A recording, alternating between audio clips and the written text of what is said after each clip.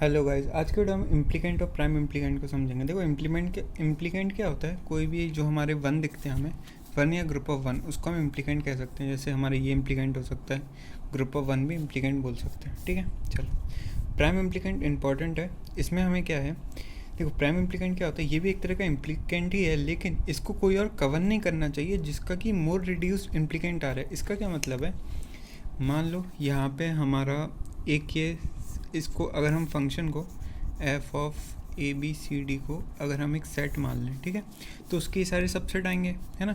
जैसे कि ये एक वन सबसेट हो गया, ये दो वन सबसेट हो गया, ये पूरा भी सबसेट ही होगा क्योंकि every set is a subset of excel. तो यहाँ पे देखो, यहाँ पे मेरा जो एफ सेट है, फंक्शन जो है उसका मैंने कोई सबसेट पकड़ा जिसका कि लिटरल काउंट एक्स है।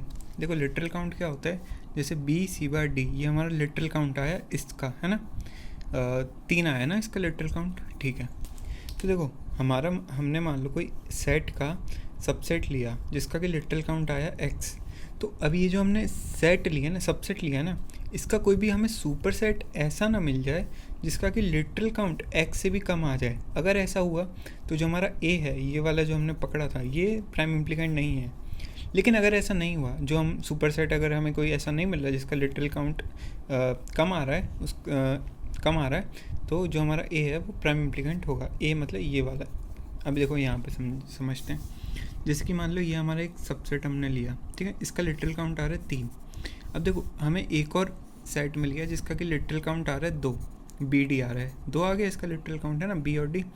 तो यहाँ पे देखो ये जो हमने सेट लिया था इसका ये सुपर सेट बन गया ना, ये वाली जो चीज़ है इसी का तो सुपर सेट है। लेकिन इस जो सुपर सेट है उसका लिटरल काउंट बहुत कम आ रहा है, 2 ही आ रहा है।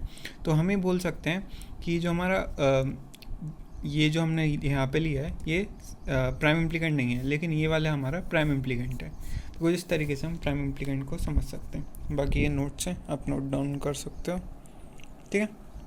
मैं पूरा दिखा देता हूँ ऊपर से।